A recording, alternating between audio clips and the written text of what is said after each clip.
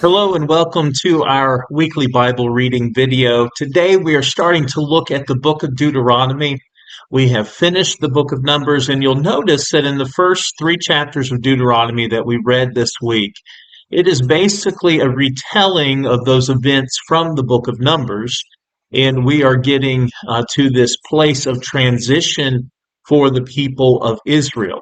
So we are being brought up to speed on what has happened in the 40 years of wandering in the wilderness, and the Israelites are now preparing to move into the promised land.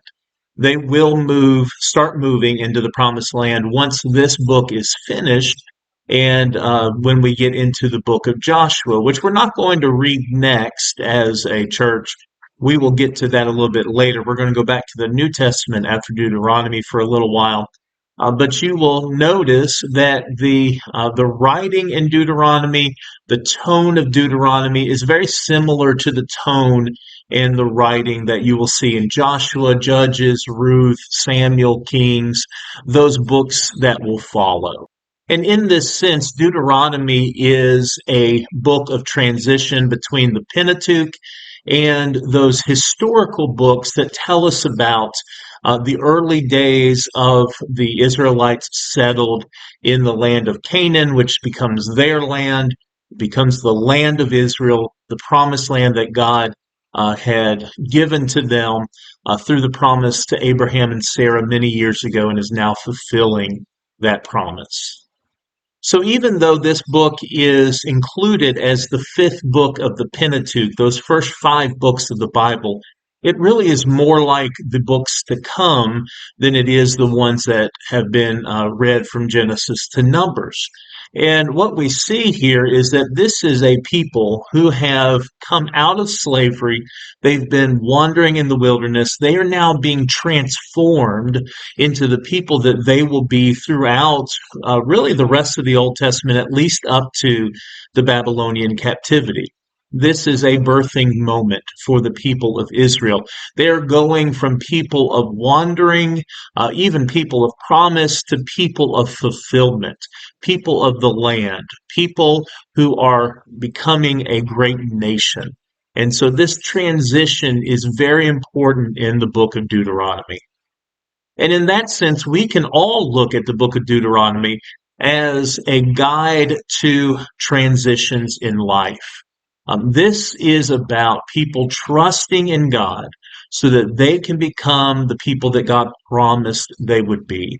They can fulfill the purposes of God through their trust of Him.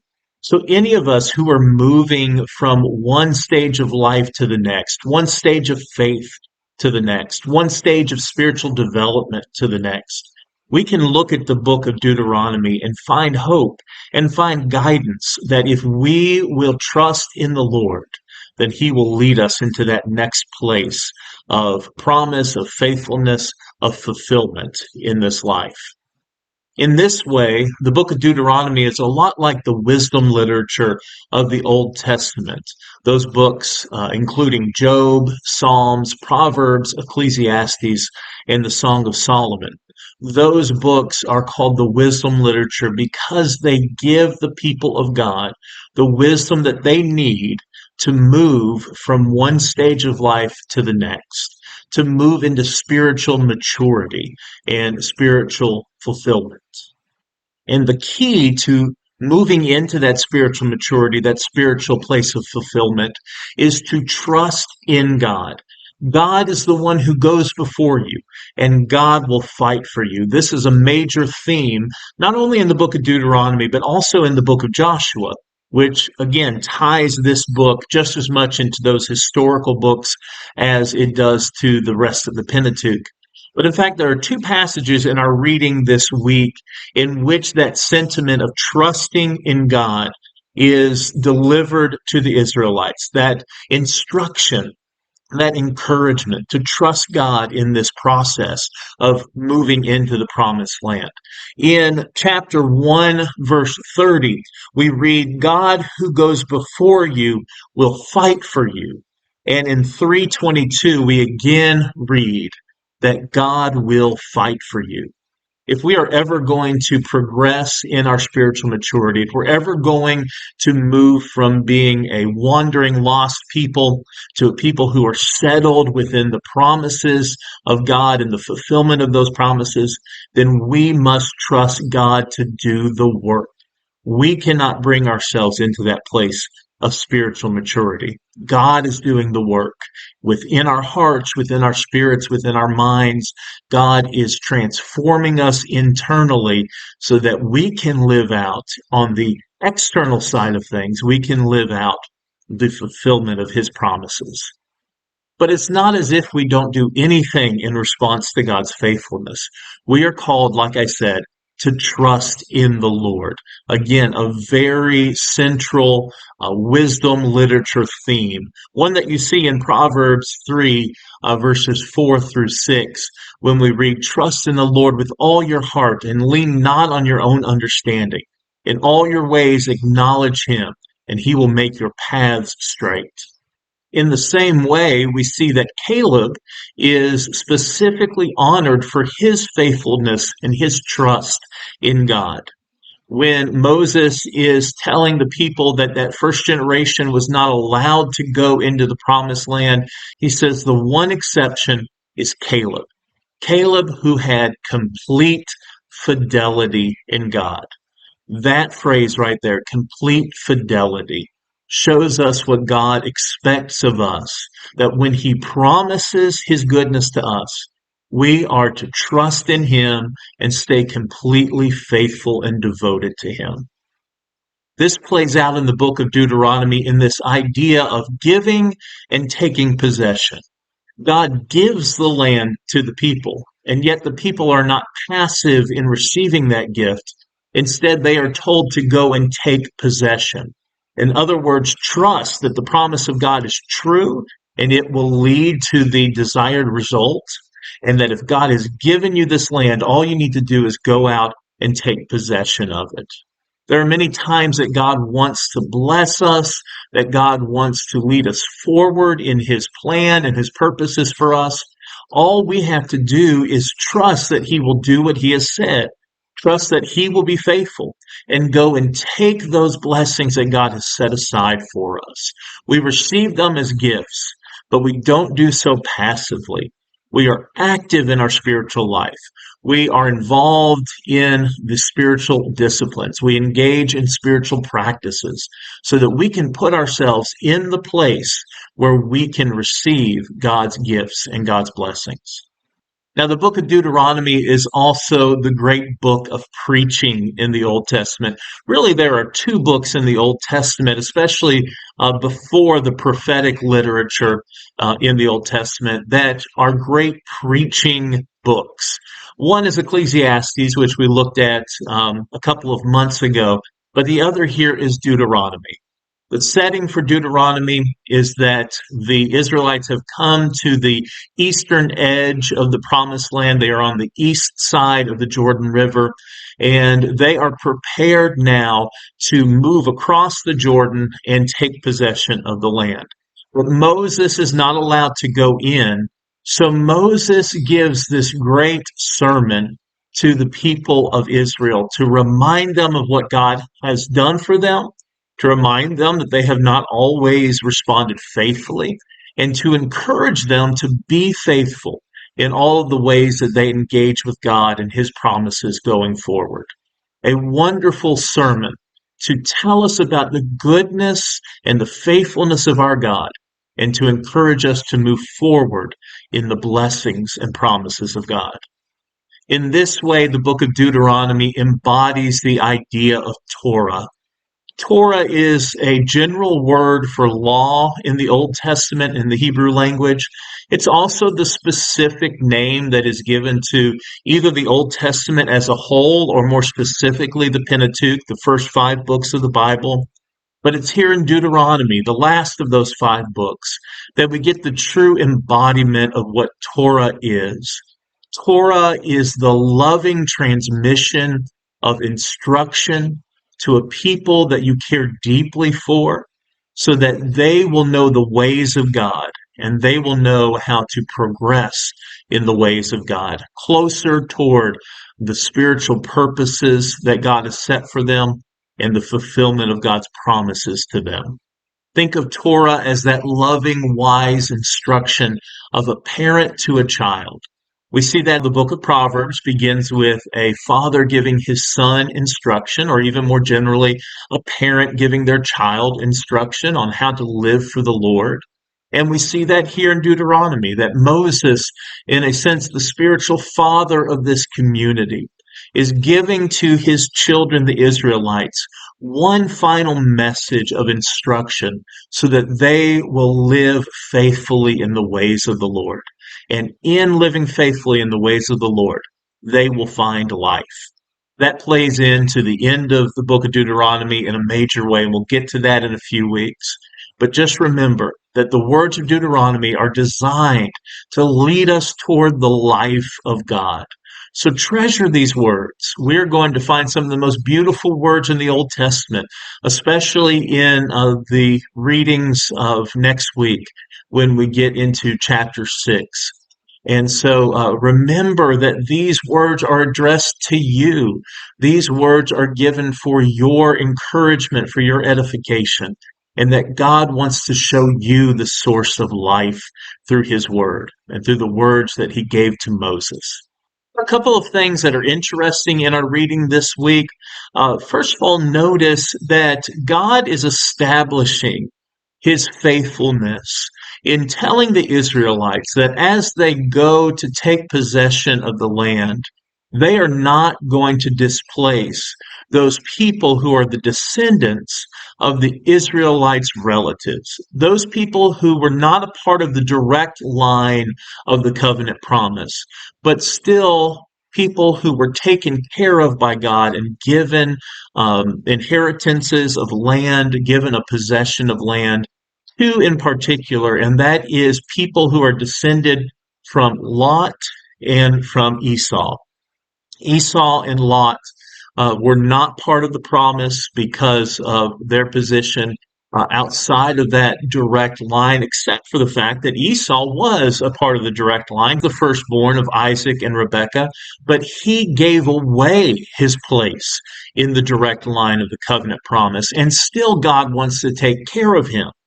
Now, Lot, of course, was not in the direct line because he was a nephew of Abraham.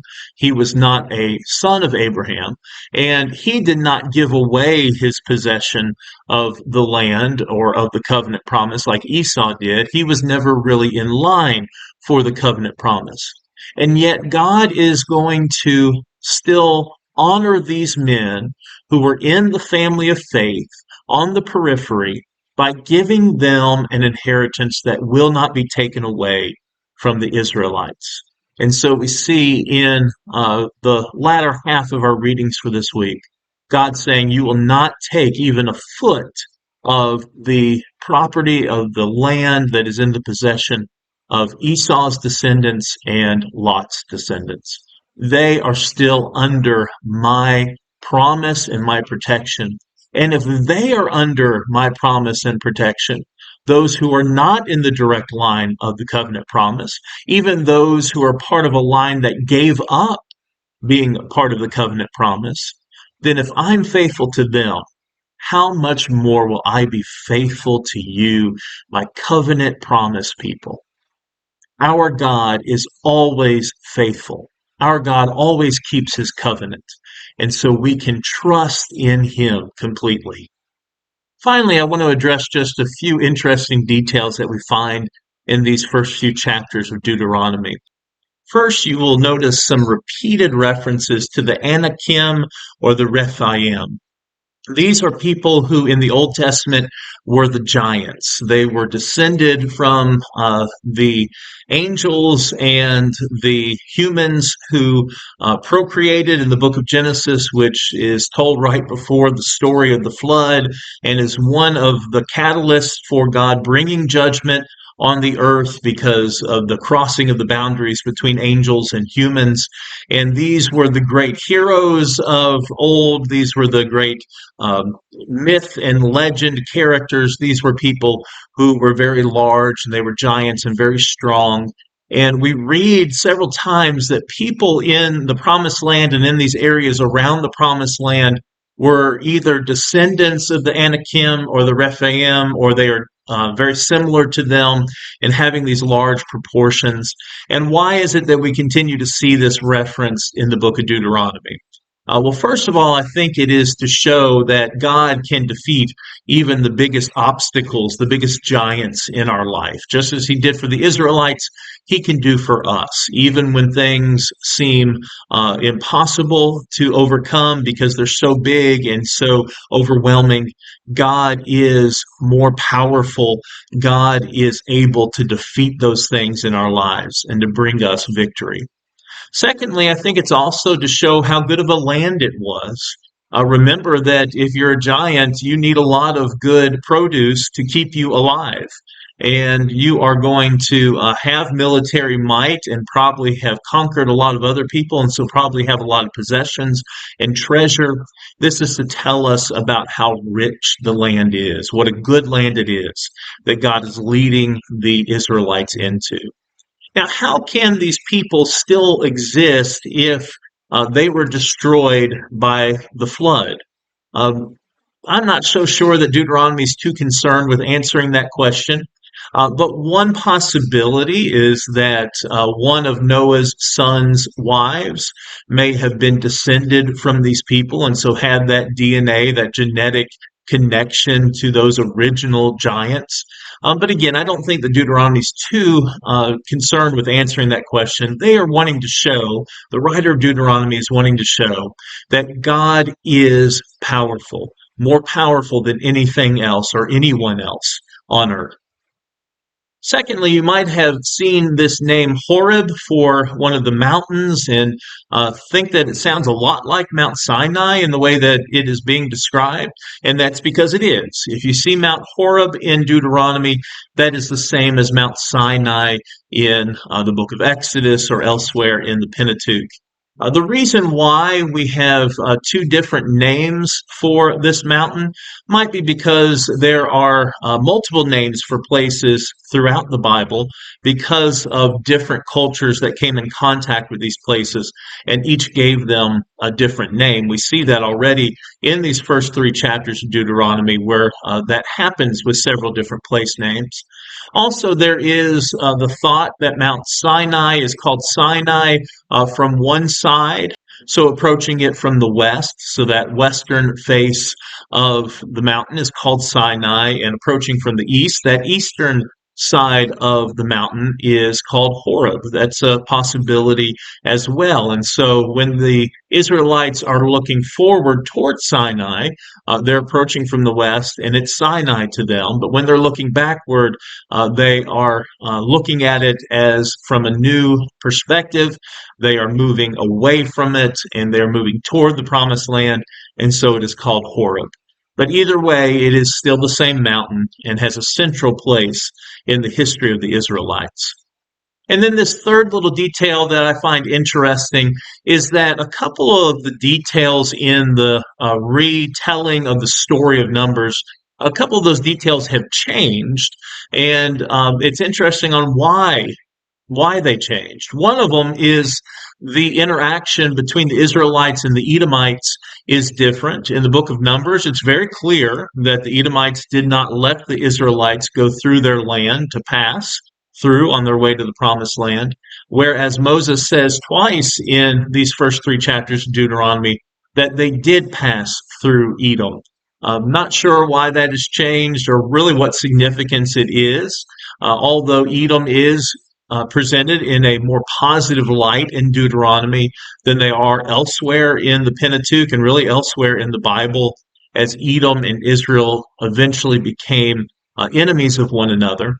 But then also Moses twice says that he is not allowed to go into the promised land because of the unfaithfulness of the people When we look at it in the book of Numbers, it's the unfaithfulness of Moses in not listening to God and trying to take the power of God for himself in the incident with the rock and the water in the wilderness.